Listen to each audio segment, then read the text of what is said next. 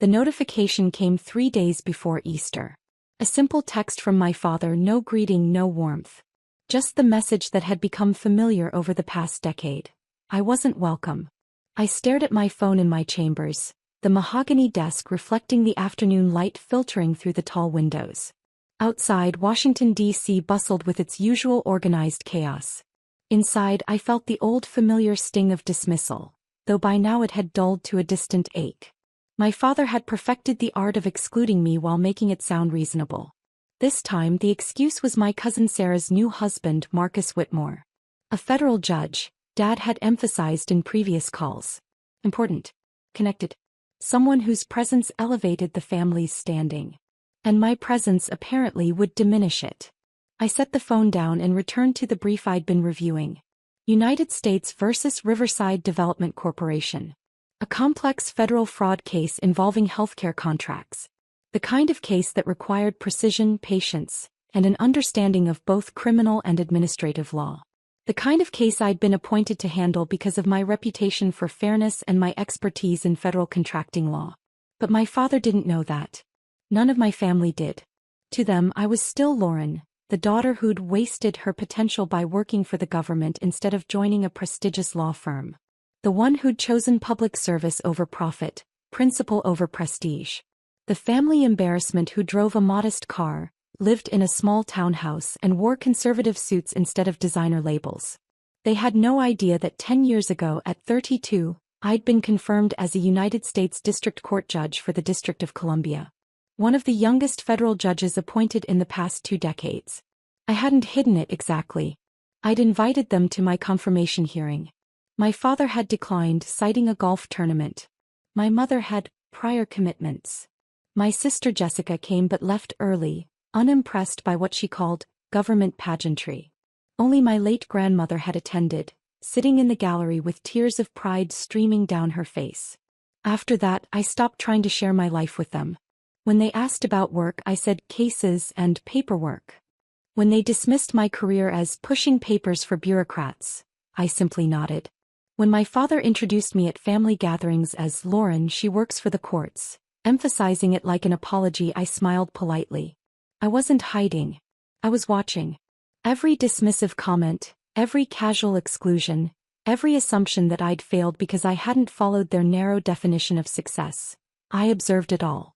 Not with bitterness, but with the same analytical eye I brought to the bench. My career had taught me patience. In federal court, you don't rush to judgment. You gather evidence. You listen to all sides. You wait for the full picture to emerge before making your ruling. So I waited. The text about Easter was just the latest in a pattern that had repeated throughout my adult life. Family weddings where I wasn't asked to be in the wedding party. Holiday gatherings where my achievements went unmentioned while my sister's corporate success was celebrated. Conversations where my opinions on legal matters were dismissed in favor of my brother-in-law's. He was a personal injury attorney whose largest case had been a slip-and-fall settlement. Last Thanksgiving, my father had actually interrupted me mid-sentence to ask my cousin's fiancé, Marcus, about a Supreme Court decision. Marcus had given a superficial answer pulled from cable news commentary. I could have explained the actual constitutional implications, the circuit split that led to the case, the nuanced reasoning in the majority opinion. I'd said nothing. Just smiled and passed the cranberry sauce. That was when Dad had announced that Marcus and Sarah were getting married. Finally, he'd said, beaming, someone in this family is connected to real power. A federal judge. Can you imagine? I could imagine. I lived it every day. Judge Anderson? My clerk, David, knocked softly on my chamber door. The Riverside Development case file is ready for tomorrow's hearing. Thank you, David. I accepted the file, noting its thickness. Has the defense filed their witness list? Just came in. Whitmore and Associates is representing the defendant.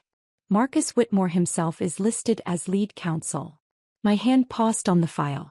Marcus Whitmore? Yes, Judge. Apparently he's taking a high-profile case to raise his firm's visibility. The partner memo says he's looking to make a name beyond his judicial connections. I opened the file and scanned the defense team roster. There it was. Marcus Whitmore, J.D. Partner, Whitmore and Associates. My cousin Sarah's husband. The federal judge who wasn't actually a federal judge. I'd never corrected that misconception. When Dad had first mentioned Judge Whitmore, I'd assumed he meant a state court judge perhaps or a magistrate. But at Thanksgiving I'd overheard Marcus carefully deflecting questions about his cases, speaking in vague terms about the bench and rulings. It had taken me exactly 3 minutes of conversation to realize the truth. Marcus had been a clerk for a federal judge 15 years ago. He'd been working at the courthouse, but he'd never been a judge himself.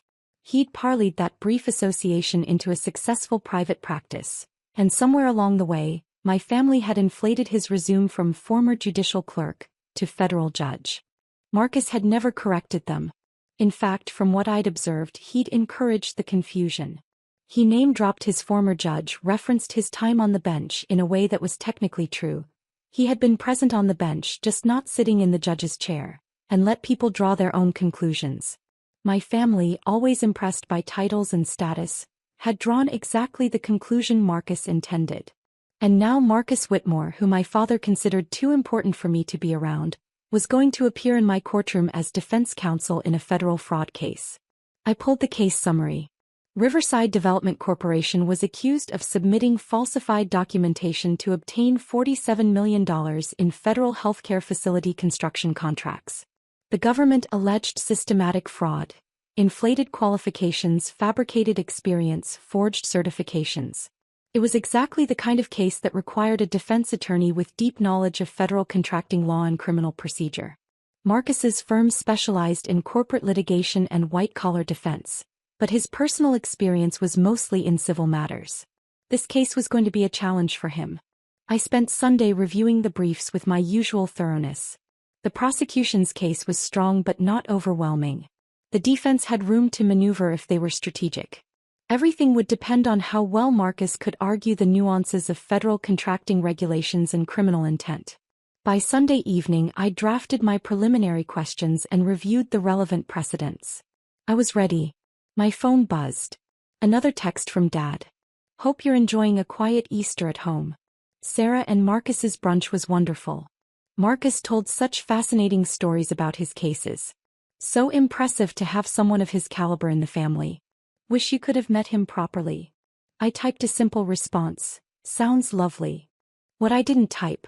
I'll see him tomorrow morning at 9 o'clock. In my courtroom. Where he'll address me as Your Honor. Monday morning arrived with the crisp promise of spring. I drove to the courthouse in my standard vehicle, a practical sedan that my family had once mocked as so ordinary. I parked in my reserved space, marked Judge Anderson, and entered through the private judicial entrance. Security nodded respectfully. Good morning, Judge. Good morning, Tom. I took the judge's elevator to my chambers, changed into my robes and reviewed my calendar. United States versus Riverside Development Corporation was my first case. Scheduled for 9 a.m. A pretrial hearing on several defense motions to suppress evidence. At 8:55, David knocked. Courtroom is ready, Judge. Both parties are present. Thank you. I'll be right there. I gathered my notes, took a breath, and walked through the door that connected my chambers directly to the courtroom. All rise. The United States District Court for the District of Columbia is now in session, the Honorable Lauren Anderson presiding.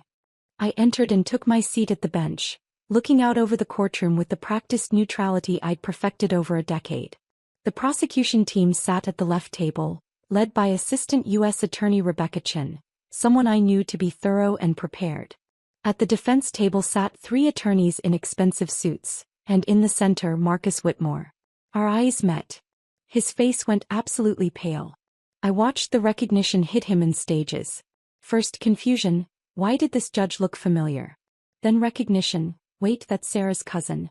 Then the devastating realization she's not just in the courthouse. She asked the judge. To Marcus's credit, he recovered quickly, though not quickly enough. His co-counsel had noticed his reaction. The lead prosecutor had noticed. The court reporter had noticed. I gave him nothing. No smile, no acknowledgement of recognition, no indication that we'd met before. Just the same professional neutrality I showed every attorney who appeared before me. Please be seated, I said. Counsel, please state your appearances for the record. Rebecca Chin stood. Rebecca Chin for the United States, Your Honor. Marcus stood, and I could see his hand trembling slightly as he gripped his notes. Marcus Whitmore for the defendant, Riverside Development Corporation, Your Honor.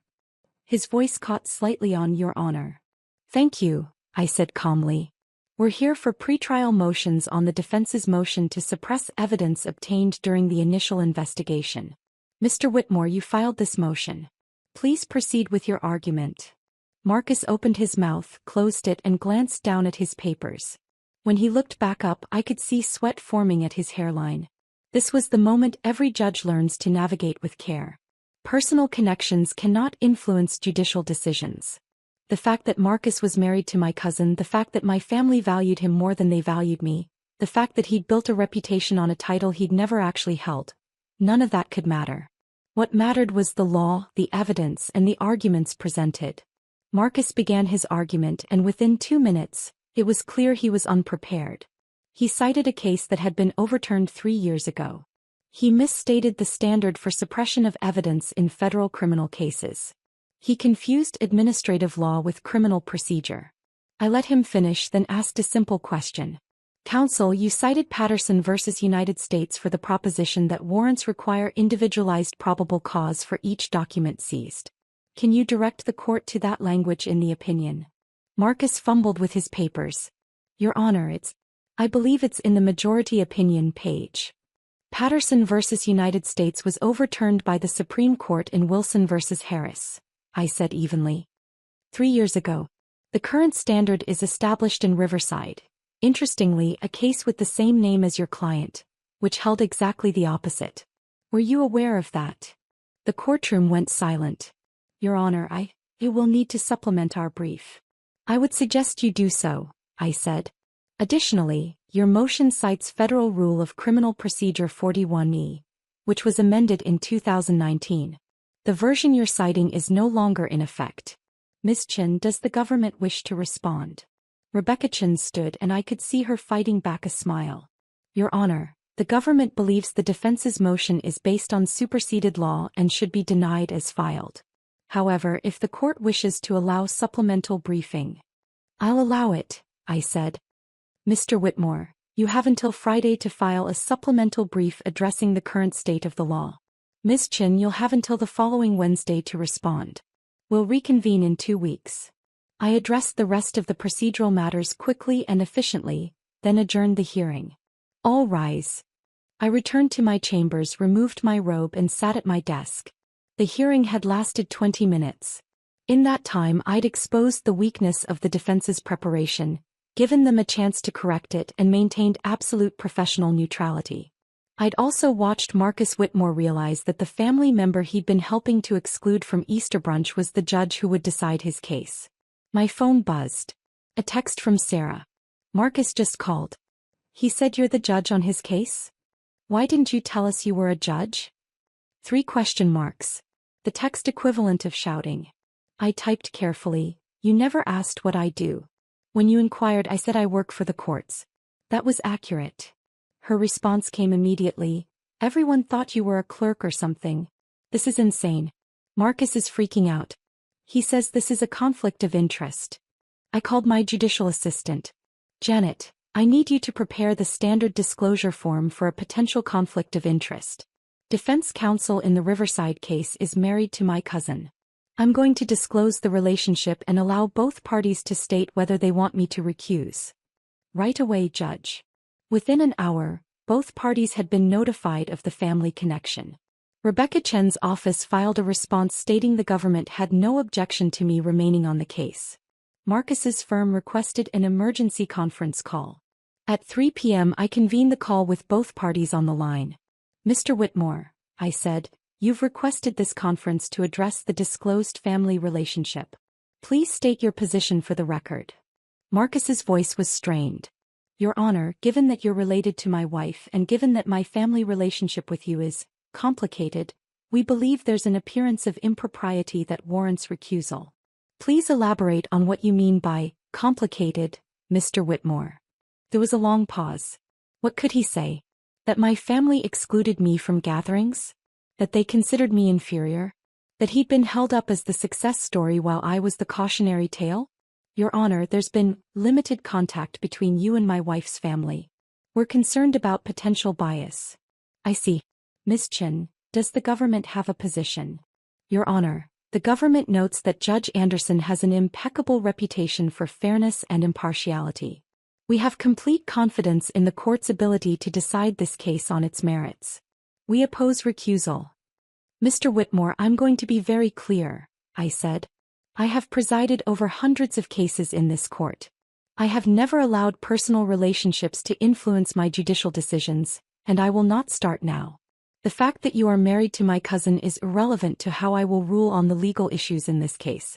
However, if you genuinely believe I cannot be impartial, you have the right to request that I recuse myself. But I want you to understand that if I recuse, this case will be randomly reassigned to another judge in this district. You will not get to choose who hears your case. Do you wish to formally move for my recusal? Another long pause. Marcus knew what I knew. The other judges in the district were just as qualified and just as demanding. Some were more prosecution-friendly than I was. Some were known for being exceptionally hard on attorneys who came to court unprepared. I was actually one of the more balanced judges he could have drawn. Your Honor, Marcus finally said, we'll withdraw the request for recusal. Noted for the record. This conference is concluded. Both parties will comply with the briefing schedule I established this morning. And Mr. Whitmore, I expect your supplemental brief to cite current, applicable law. Yes, Your Honor. I ended the call and sat back in my chair. My phone was exploding with texts from family members. Sir, my mother, my sister Jessica, even my father.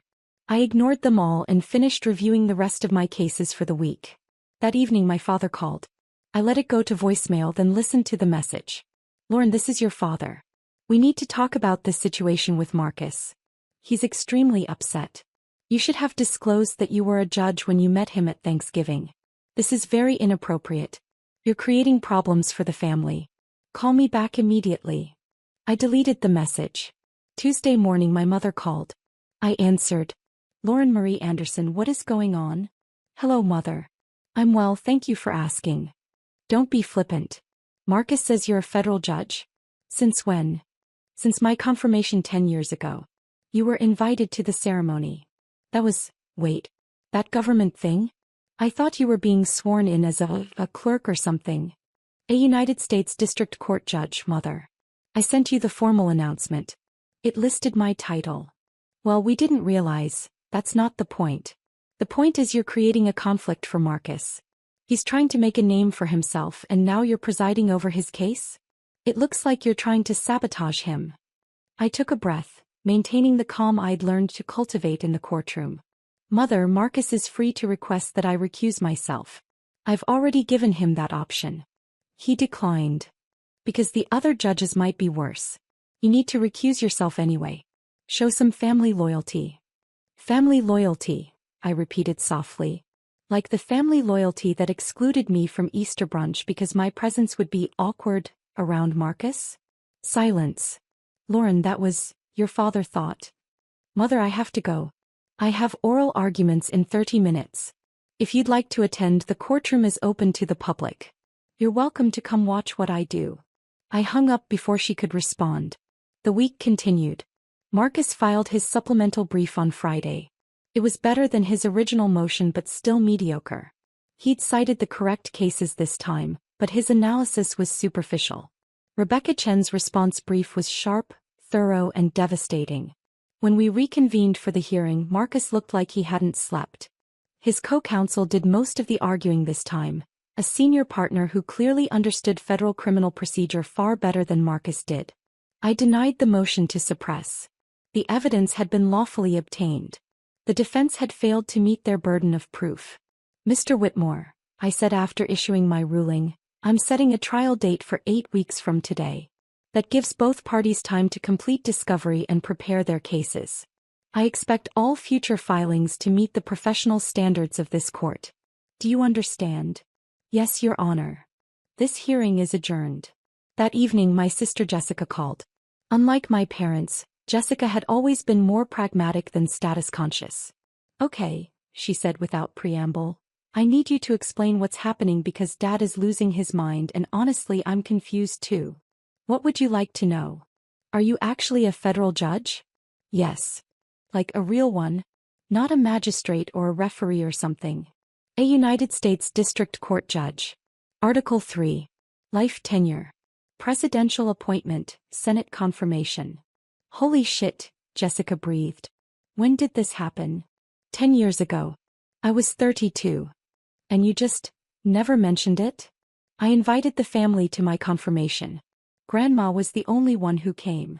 I heard her intake of breath. Oh my God. That ceremony where Grandma made us all promise to attend, but Dad said it was just some government paperwork thing. That ceremony. Lauren, I am so sorry. I thought we all thought. He thought I was a clerk. Or a secretary. Or just a government employee. I kept my voice gentle. It's fine, Jessica. I stopped correcting the assumptions years ago. It's not fine. We've been treating you like you're the family failure, I finished. I know. Meanwhile, you're one of the most powerful people in the federal judiciary, and we've been fawning over Marcus, who isn't even actually a judge. He was a clerk, I said. A good one from what I understand. He's built a successful practice. There's no shame in that. But he let us think. He did. And I let you keep thinking I was something less than I am. We both made choices about what to reveal and what to let people assume. Jessica was quiet for a moment. Are you going to destroy him in this trial? I'm going to be fair and impartial just as I am in every case. The law will be applied equally. Justice will be served based on the evidence and the arguments presented. Marcus will get the same consideration as any other attorney in my court. No more, no less. That's very judge-like of you. It's my job. Another pause. Dad wants you to recuse yourself. I know. I've offered Marcus that option twice now. He's declined both times. Because you're actually one of the fairer judges, aren't you? I'd like to think so. Lauren, I really am sorry. About Easter, about all of it. We should have paid more attention. We should have cared more about what you were actually doing instead of just assuming. Thank you, I said quietly. That means something. For what it's worth, I'd like to come watch the trial. If that's allowed. It's open to the public. You're welcome anytime. The trial began 6 weeks later. In that time, Marcus had clearly worked hard to prepare. He'd brought in 2 additional attorneys who specialized in federal criminal defense. They'd filed competent briefs, conducted thorough discovery, and prepared a reasonable defense strategy. But the government's case was strong. The evidence of fraud was extensive and well documented. Falsified certifications, fabricated experience, forged signatures. The paper trail was clear. The trial lasted 3 weeks.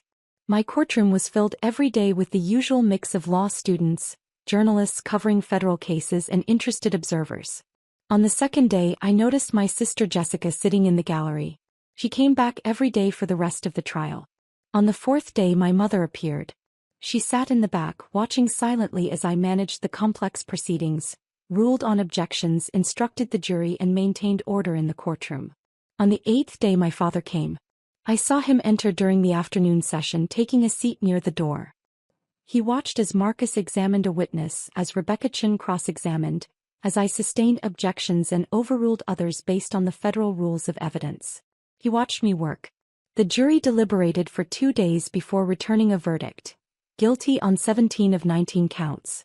Riverside Development Corporation had systematically defrauded the federal government of $47 million. I thanked the jury for their service, set a sentencing date, and adjourned the trial. In my chambers afterward, I removed my robe and sat quietly for a moment. The case had been decided fairly. The law had been applied correctly. Justice had been served. Marcus had represented his client competently, but the evidence had been overwhelming.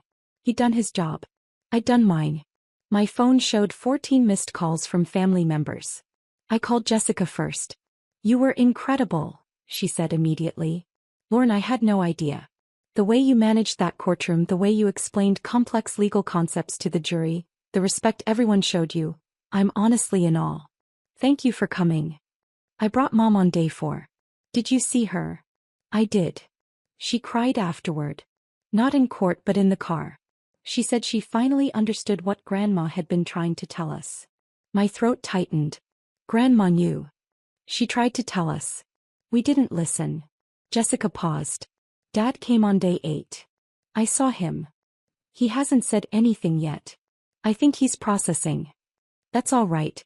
He doesn't have to say anything. But the next morning my father called. I almost didn't answer, but something made me pick up. Lauren. His voice was rough. I watched the trial. The end of it, anyway. Yes, I saw you there. I had no idea what you do. I mean, I knew you worked at the court, but I didn't understand what that meant. I didn't understand who you are. I waited. We excluded you from Easter because we thought Marcus was more important. More successful. More worthy of respect. He cleared his throat. I was wrong. We were all wrong. Dad. Let me finish. Please. You've been a federal judge for 10 years. One of the youngest ever appointed. You've presided over hundreds of cases. You literally hold the power to decide people's futures, to interpret the law, to deliver justice. And we thought you were filing papers.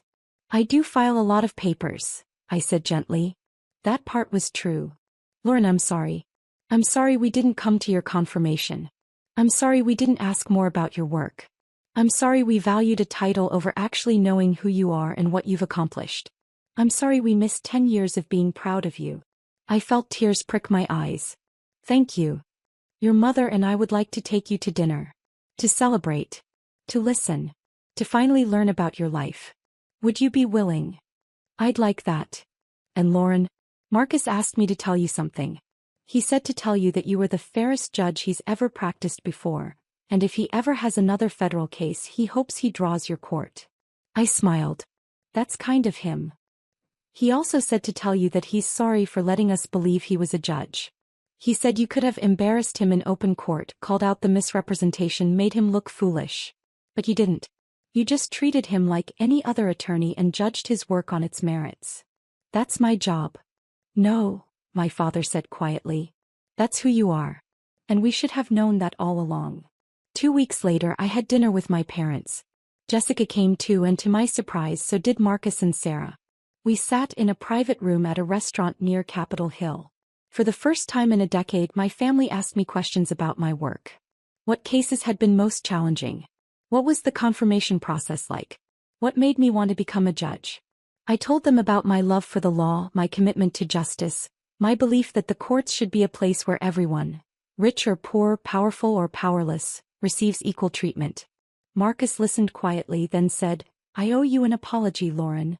I let your family believe I was a federal judge when I was only a former clerk. I was embarrassed to correct them, and then it seemed too late. But watching you work, seeing what an actual federal judge does, the responsibility and the integrity it requires, I'm ashamed I let the confusion persist. You built a successful career, I said. That's nothing to be ashamed of. But I built part of it on a misrepresentation. You built yours on merit, on dedication, on excellence. There's a difference. Sarah took his hand. We both apologize. Marcus for the false impression, and me for not caring enough to learn what you actually do. I forgive you, I said simply. Both of you. My father raised his glass. To Lauren. To the daughter we failed to see clearly. To the judge who showed us what real success looks like. And to family, which should mean supporting each other, not competing for status. We clinked glasses. Over dessert my mother said quietly, Your grandmother would be so proud of you. She was, I said. She told me so at my confirmation. She said I was doing exactly what I was meant to do. She tried to tell us, my mother admitted. She kept saying Lauren is a federal judge. Do you understand what that means?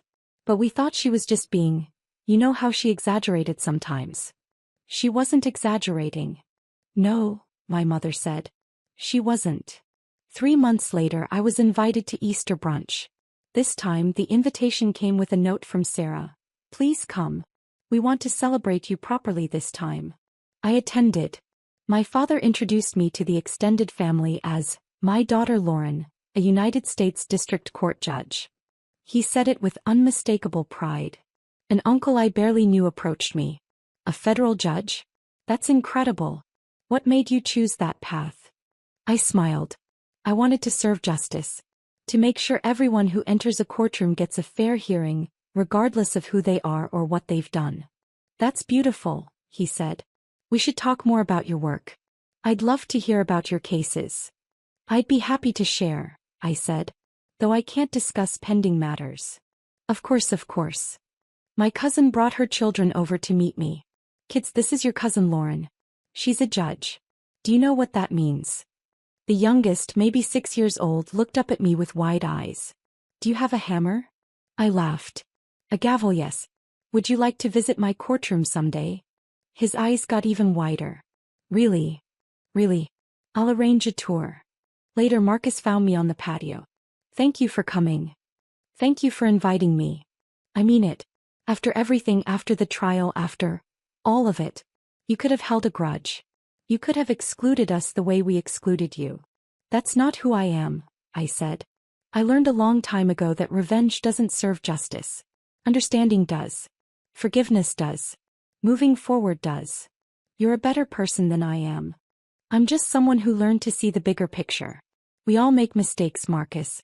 We all let assumptions guide us. What matters is what we do when we realize we were wrong. He nodded.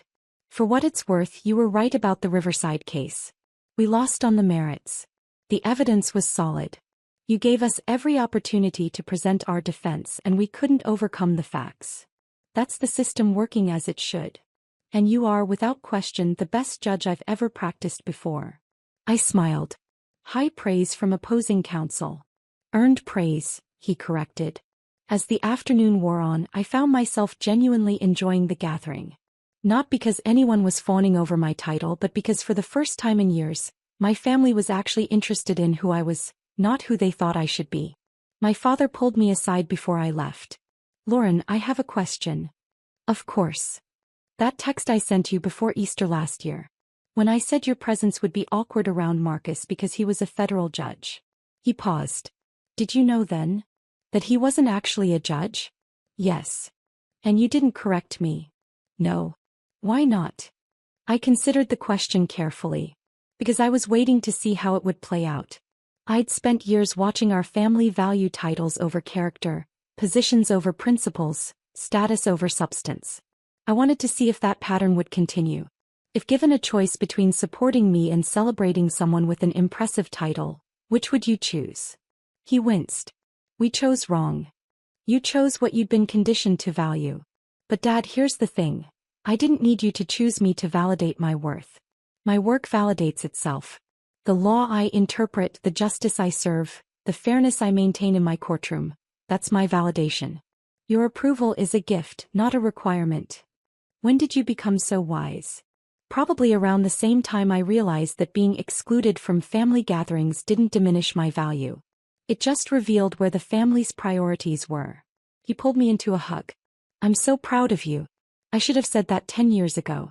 I should have said it every day since. But I'm saying it now and I'll keep saying it for as long as I can. I believe you, I said. And Dad? That means something.